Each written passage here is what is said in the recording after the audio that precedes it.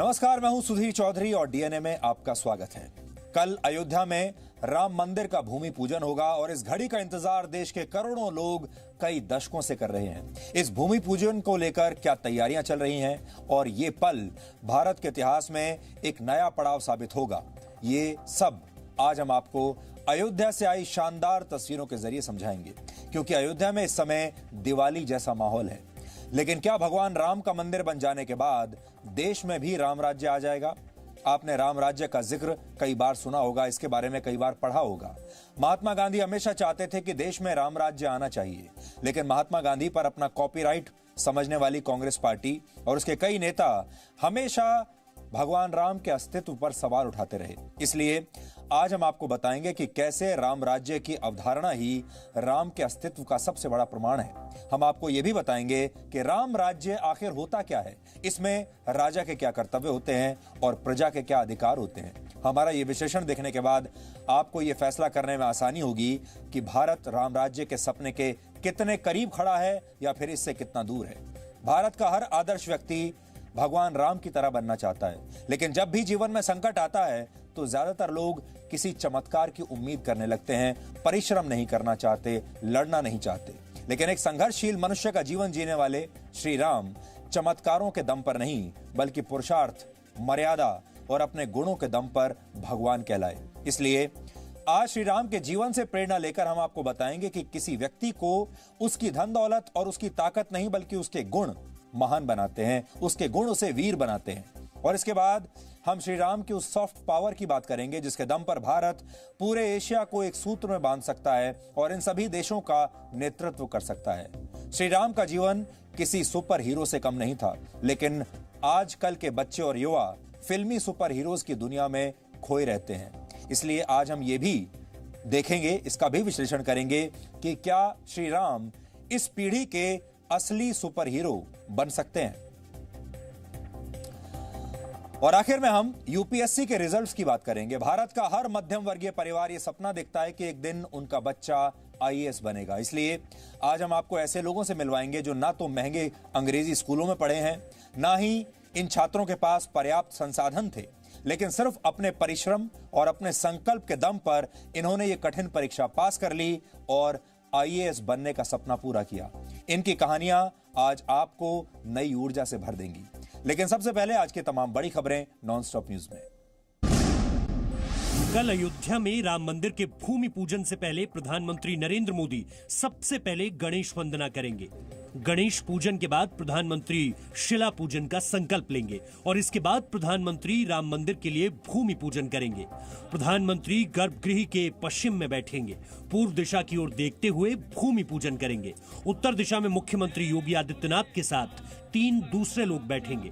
दक्षिण दिशा में भूमि पूजन के लिए 3 आचार्यों और 8 अन्य लोगों के लिए आसन होगा। भूमि पूजन के लिए सभी आसन 3-3 मीटर की दूरी पर होंगे। इस समारोह में शामिल होने के लिए संघ प्रमुख मोहन भागवत भी अयोध्या पहुंच चुके हैं।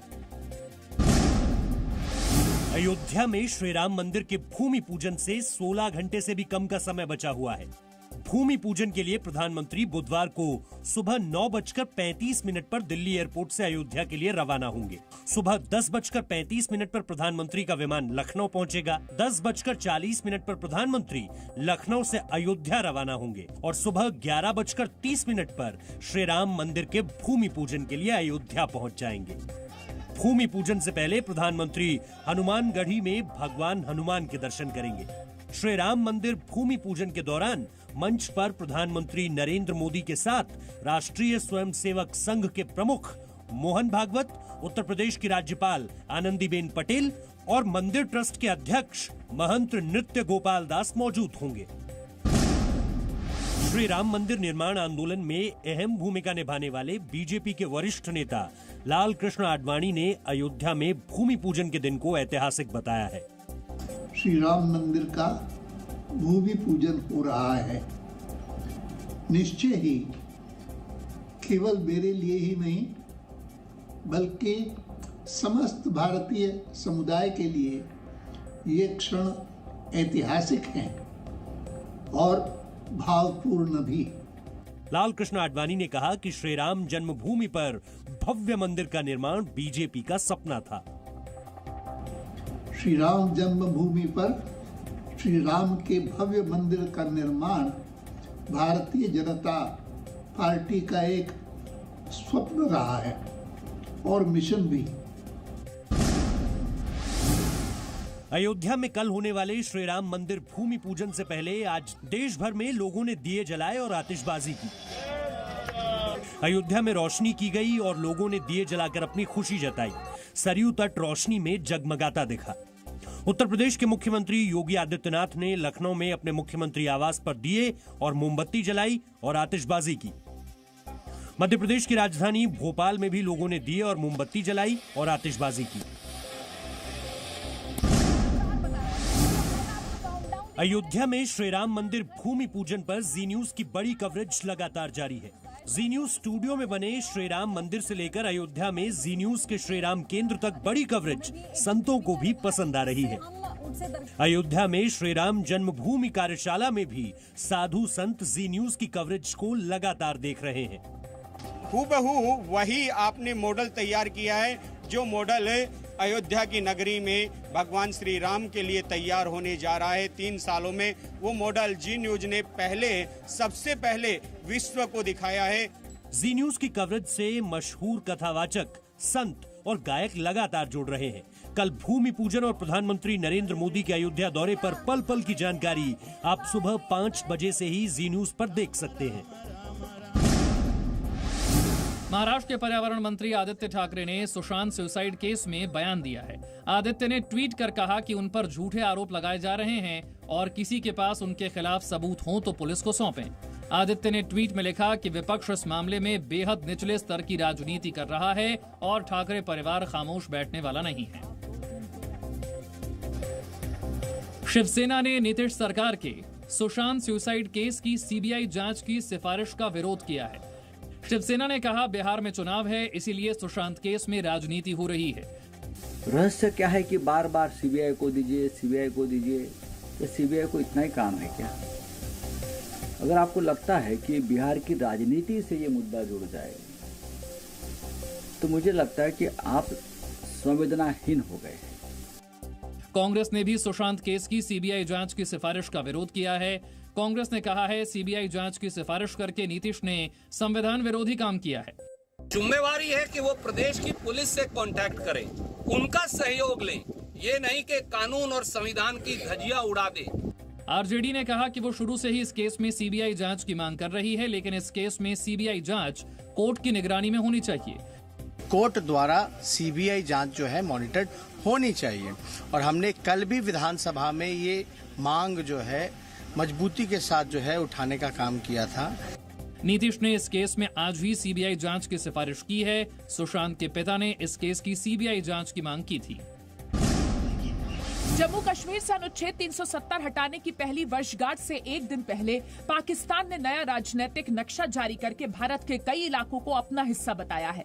पाकिस्तान के नए नक्शे में लद्दाख समेत पूरे जम्मू कश्मीर को शामिल कर लिया गया है। गुजरात के जूनागढ़ को भी पाकिस्तान ने अपना हिस्सा दिखाया है। पाकिस्तान के प्रधानमंत्री इमरान खान ने कैबिनेट की बैठक के बाद देश का नया राजनीतिक नक्शा जारी किया है।